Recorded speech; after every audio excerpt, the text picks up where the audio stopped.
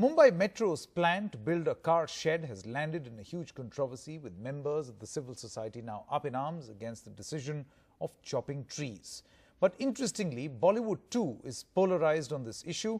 Some cinestars saying that all needs to be done to protect the trees from being felled, and then others tweeting that the Mumbai Metro will ease traffic congestion and will build next-gen infrastructure for the city. A cryptic support, perhaps, of the decision.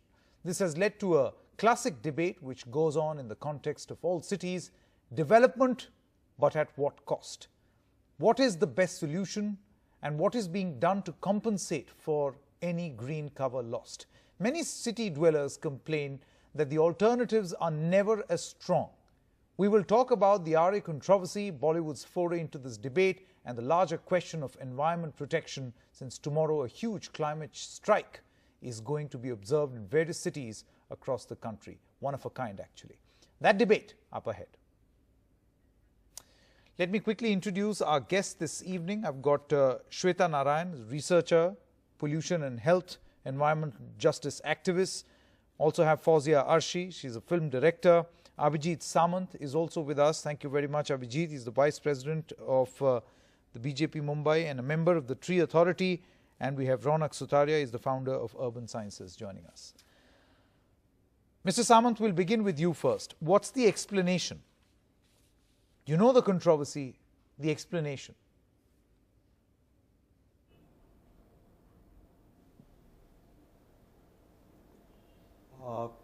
What explanation? Basically, this is a project which is a path-breaking project for Mumbai. It should have been built many decades back. But okay, now we are starting, and we have completed almost 50% of this project. And I am sure after the completion of this project, when citizens of Mumbai travel, I think what all rumors and controversies are being created right now may not be there after a few years. Okay. Okay. Fauzia Arshi, just a short while ago on a sister channel we were discussing, and you seem to suggest that there has to be an equilibrium struck between development and environment. You've heard the explanation of Mr. Samant also. He says that this was long overdue in a city like Mumbai. Are you happy with the alternative? Right.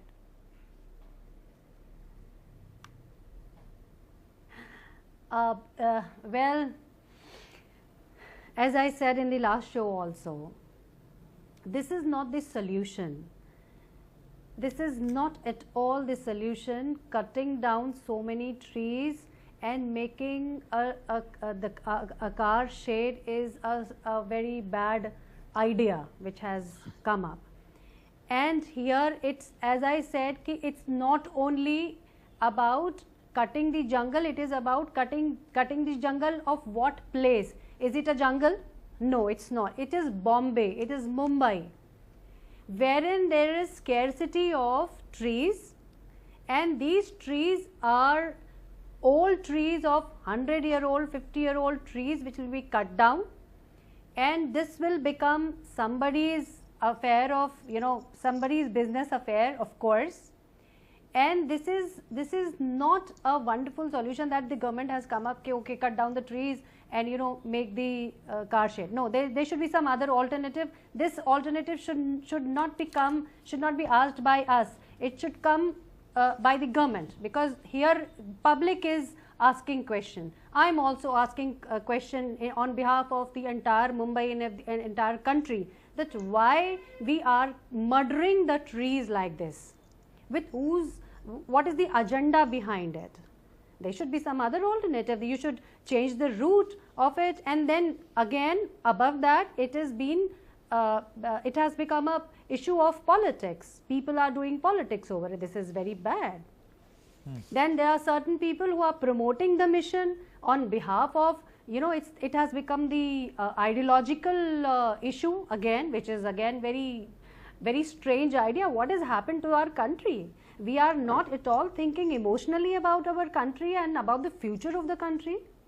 I was reading on a newspaper, or on a website, that if we cut down these trees, it may also affect Meethi Nadi later on, and if there is a flood, if there is an overflow, it will affect the Mumbai airport as well. So you have to see it at a very large level. You have to foresee it. You have to. There should be some foresightedness when it comes to the city planning or such kind of projects. You are putting so much of money in one thing and you are hammering another thing, which is not a very good idea. Okay, Ronak Sutaria, what is your view on this issue? Because see, when you speak to the government, they will say that the metro will mitigate carbon footprint, metro benefits will equal those of growing 2 crore trees. There is also this, the Mumbai Metro chief says that despite 7,800 square kilometers of green cover, Mumbai's air pollution rises. 8 metro coaches will take 1,000 cars or 50 buses off the roads. So this is the government's explanation. But on the other hand, you've got environmentalists who say that let courts decide if Aarey is a forest or not, because that is one raging debate. There are many others who feel, like the head of Van Shakti NGO, Stalin Dayanand, who says we are all for metro but relocate the car shed. Saket, yes, I think I think nobody's denying the fact that Mumbai needs a rapid transit system. I mean, I think there is nobody, I mean, I commute an hour each way in Mumbai. In fact, I go very close to the car shed. I mean, I work in Chakala, and I think there's no denying we need the metro. I think the fact right now is that there is very little authentic information that the Mumbai Metro Corporation is putting out in an unbiased way. You know, frankly, I mean, I was going through the Mumbai Metro website and they have started putting out the myth versus fact information. What is missing is, since 2015, there has been a report that has been prepared by NEERI and IIT Bombay. And that report has some very, very specific points around the car shed. That report has not been made public since 2015, and I cannot understand why that should be the case. You know, frankly, all the information that is available around the impact from the car shed is through the media reports, and you know, all of the debates that are happening are either over here or they happen in the National Green Tribunal or the High Court or the Supreme Court, and these are not the forums to reach for a more systematic, organized solution. I mean, we are literally becoming a society where any difference or any environmental justice needs to be dragged to the courts. I mean, why should we be having to fight the government? I mean, the state government is made up of and for the people. I mean, I think the corporation folks, that the metro representatives are here on the show. I mean, I cannot for the life of me understand why a report on this has not been made public. I mean, whatever is available from the report clearly says that if the car shed is constructed, the water retention capacity of the plot will reduce considerably. There is flooding. The international airport is barely under 10 kilometers from the car shed. Yes. I mean, who is going to take responsibility? I mean, we've just endured heavy flooding through 3 months. None of the reports that, you know, the 2,800 trees, as credible as they are, I think the tree fight is symbolic. I mean, it is a very valid fight, no question about it. The trees are important. I think the larger problem here is that the information related to the impact from this activity has not been understood. It's not clear, it's not been understood, and there is no transparency happening. Mr. Abhijit Samant, would you like to take that? I think those are some valid concerns. Maybe you would like to answer. Yeah, definitely. Yeah, basically, there are 2-3 concerns which are raised over here, and I wanted to say something on this. Things are repeatedly said it is a forest, and I am again and again telling the viewers or through you that on the plot where this metro car shed is going to get built or it is started, it is besides this JVLR, first of all. So it is not inside the Aarey. Aarey is not a notified forest, first thing. And if you see Aarey, entire Aarey, 1200 hectares of Aarey, out of that only 2.3% of this total Aarey is being used for this car shed. And out of this 2.3%, only 5 to 7% is going to get concretized. So there are fears that how many trees are going to get cut, because in the evening also I heard that 25,000 trees, no. Out of 4,97,000 trees, which is counted in Aarey, about 2,200 are getting affected. It is not a small number, and I repeatedly said that we already told, and MMRC is already working, and they have done enough. As far as they are concerned, they have said that for one tree we have already planted 6 trees.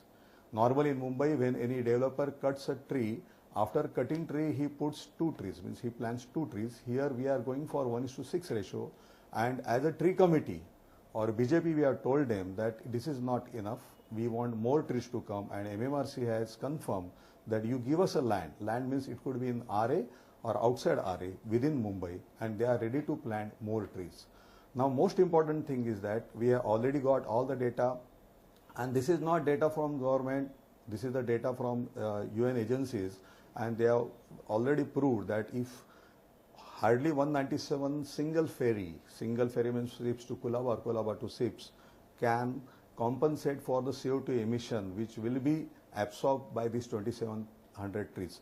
Now the question comes over here is that when we talk about man versus tree, basically what I feel is that why this infrastructure, basically people who are traveling by these locals, they can understand how safe and how crowded it is.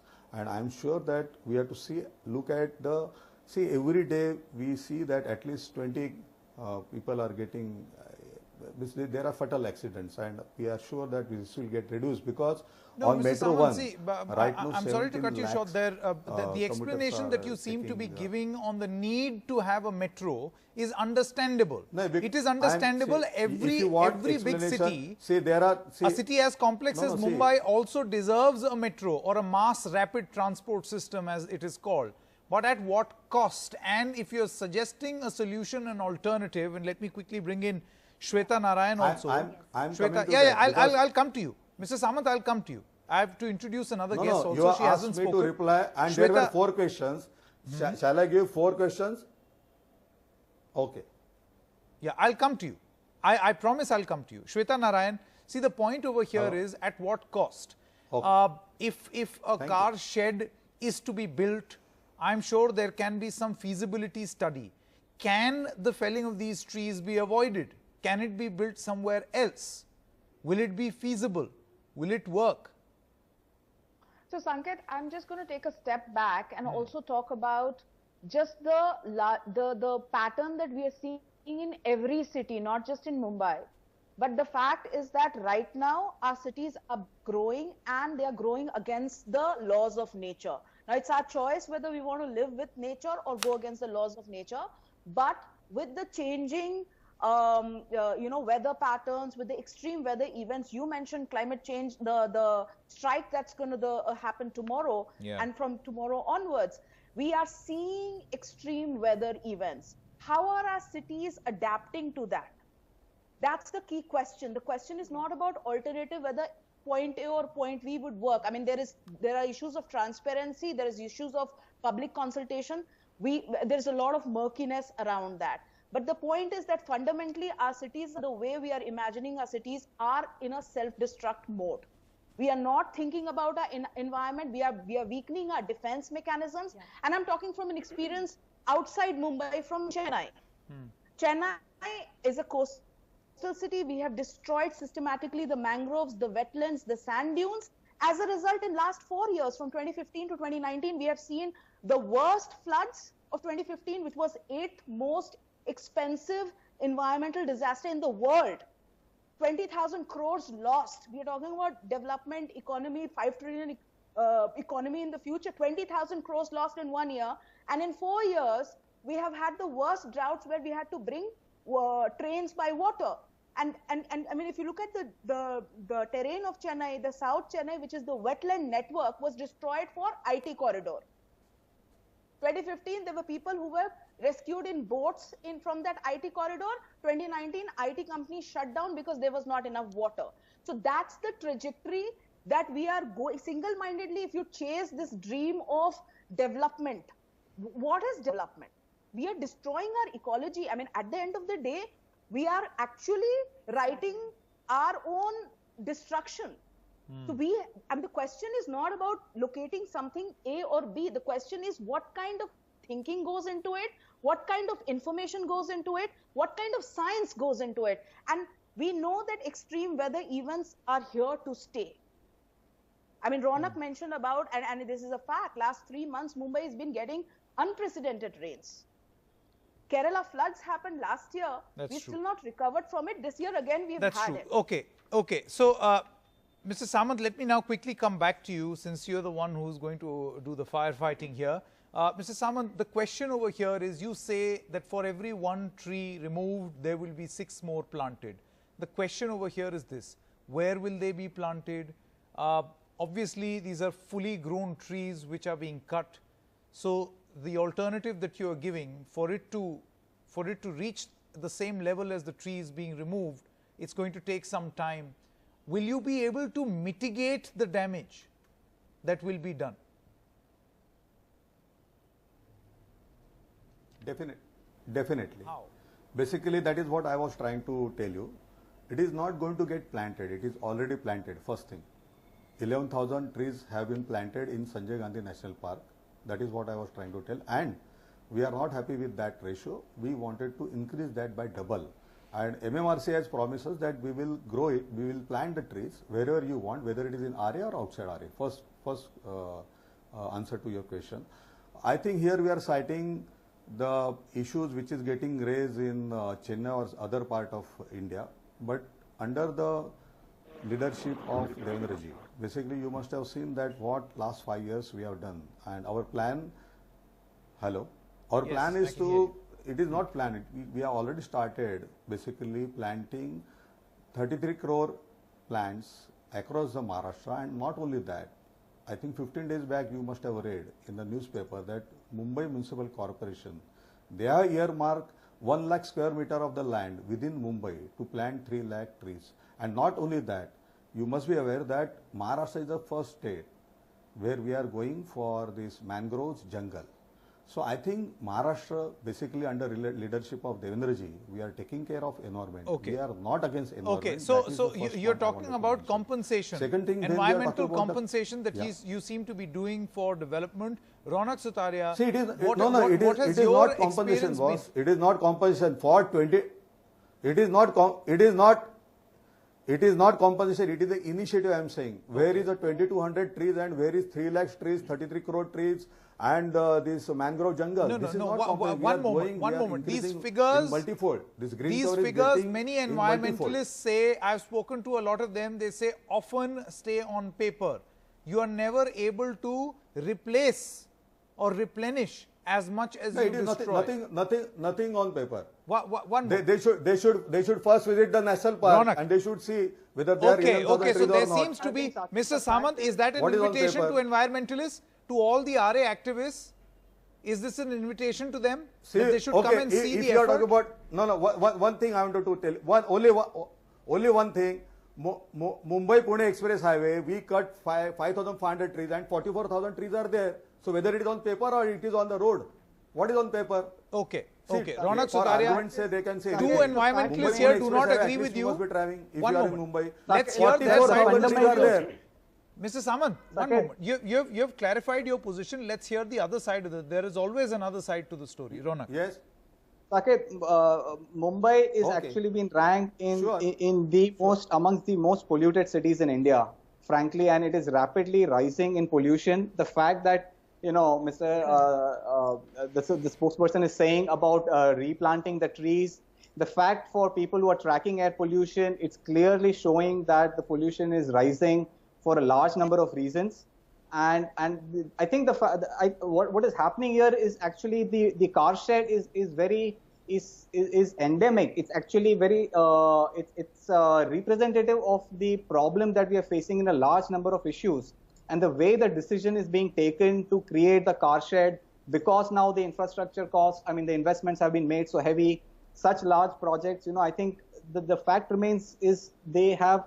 I mean, you just look at the way the whole Mithi River was there was a 260-page report I was reading today actually on the flooding which is happening in Mumbai and the mitigations that were suggested by technical committees on a 260-page report. And frankly, the last 2 years flooding clearly shows that not a single one of those are being implemented. I mean, there is a very amazing 8-page recommendations on how to avoid flooding in the light of the stormwater drains in India. So we are making the reports, None of them are being referred to. What is being said and what is being done are two different things. That's what Ronak says. What he kept on saying about the trees and replanting them in the Sanjay Gandhi National Park is not going to solve the problem that is going to come out of the kind of flooding that we are going to see. Very quickly, once this happens. Closing comments. I only have 1 minute left. Very quickly, Fauzia as well as Ms. Narayan.